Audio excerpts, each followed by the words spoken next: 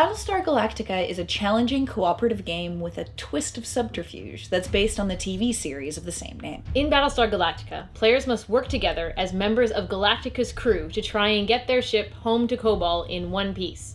Now, this task is made a little bit more difficult because some of the members of the team might be robot Cylons in disguise, which are trying to work against the humans and prevent them from reaching their destination. The game plays in 2 to 3 hours and accommodates 3 to 6 players. There are also 2 expansions, Pegasus and Exodus. Pegasus adds 2 more boards to the game, the New Caprica colony and the Pegasus ship, as well as new characters and rules that go along with those 2 new locations. Exodus provides 3 new variant rule sets, which allow you to focus on either the intrigue or the combat elements of the game, depending on which you like better. Each player begins a game of Battlestar Galactica by choosing one of the available character sheets. And characters are divided into 4 types: military leaders, political leaders, pilots, and support characters. And each of these is going to have different skills and special abilities. Once everyone's picked their character, the Admiral and President titles are given out to the players who qualify for them. The final step for players is determining their loyalty. Everybody's going to draw a card from a specially prepared loyalty deck that contains a mix of "you are a Cylon" cards and "you are not a Cylon" cards. Loyalty cards are kept secret and are going to determine whether you're really helping the humans or working against them.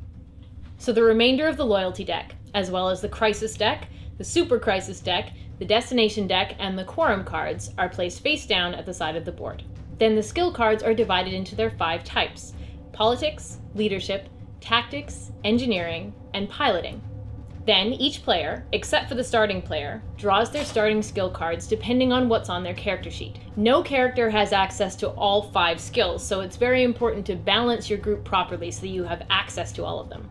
Once all of the players have drawn their skills, a randomized destiny deck is created out of skill cards, and this is used during the skill checks. Finally, a starting array of Cylon ships and human ships are placed on the board, and the Kobol destination card is placed face up next to the destination deck.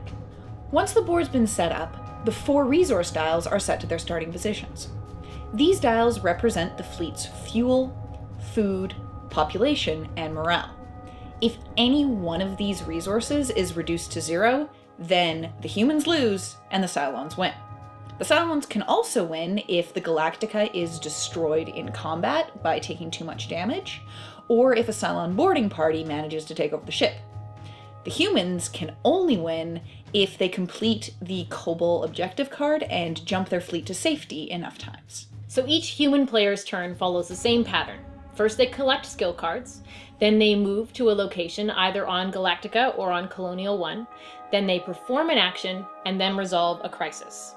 So after they've collected their skill cards, they move. Movement within their own ship is free. If they want to move between Colonial 1 and Galactica, that costs you 1 skill card. And once you get to the location of your choice, you can perform 1 action. There's a really large array of actions that a character can take, and it's going to be dependent on their location, special abilities, skill cards, and title. But actions can be grouped broadly into 2 different categories: interpersonal and military. Interpersonal actions involve checking or testing the loyalty of other players, trying to exert political influence, or gaining a title and exerting control through it. Military actions are taken directly against a Cylon threat and include things like moving and attacking with Vipers, firing the ship's weapons, or dealing with a boarding party. So after taking their action, a player draws a crisis card from the crisis deck. Now, crises can be as simple as a Cylon attack, or they can be a choice that has to be made by the Admiral, or the President, or the current player. Oftentimes, a crisis card will include a skill check.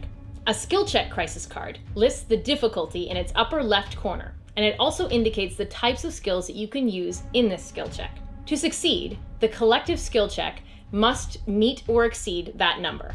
Now, to do a skill check, all of the players have to pool skill cards together. Now, skill cards are donated to the pool secretly, and as soon as everybody has given in their skill cards, we also draw some cards from the Destiny deck. After the cards are totaled, any card that does not match the color given on the crisis card counts against your total. Now, because of this secrecy and the addition of the Destiny deck cards, Cylon players within your group can subvert the skill check without being immediately caught. Once a crisis has been resolved, the current player has to check the bottom of the crisis card for Cylon ship symbols and jump symbols. A Cylon ship symbol activates Cylon forces on the board and allows them to attack. A jump icon moves a fleet closer to a jump. When it jumps, the Battlestar Galactica leaves behind any attacking Cylon forces and moves to a destination that's chosen by the Admiral. Once all of the symbols on a crisis card have been resolved, then the turn moves on to the next player. Now, Cylon players hidden within the fleet follow the same turn structure, but obviously they have slightly different objectives. So they can subvert a skill check, maybe they'll go for the President or the Admiral title in order to exert more influence over the fleet, or they can sow dissent among the other players.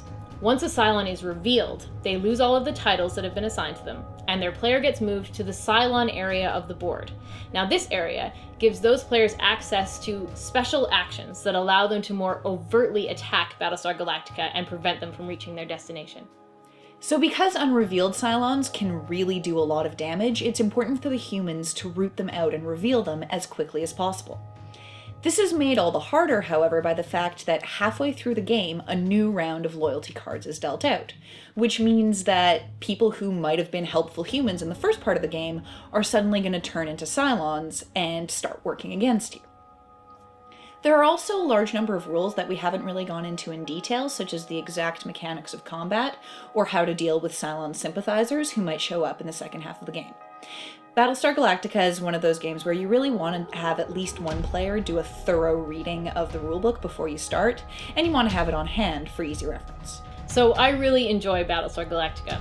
I really have a good time playing it, and every time I play, it feels a little bit different. So one really great thing about this game is obviously the theme.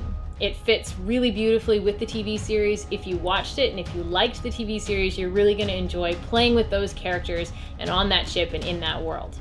Also, though the rules seem relatively complicated and complex, actually it's pretty easy to learn, so beginning players can really get into it quite quickly, and then it's still going to take a long time for you to master it and really figure out how to win, so it's got that nice balance. One con, though, for this game is that once you are revealed as a Cylon and you're moved to the Cylon ship, your options really get restricted. So, especially if you're a Cylon sympathizer, sometimes you'll end up doing the same thing every turn for quite a long time, and that can be a little bit frustrating. One potential con that's going to vary a lot more from person to person is the game's really heavy emphasis on betrayal and deception. If you're the kind of player that's not super competitive or wants to be nice to your playing partners, then you're going to find this game pretty challenging, and it may even be a little bit unpleasant. Now, if you don't mind the traitor mechanic, it's really, really well executed in this game, and it adds a huge amount of depth and interest to something that would otherwise just be a pretty run-of-the-mill survival co-op. The other great thing about this game is that there's basically no downtime. You've got to be interacting with the other players all the time, and the fact that there's a skill check every turn means there's always something for each player to do, so nobody's going to get bored, even though some games can take quite a few hours to resolve.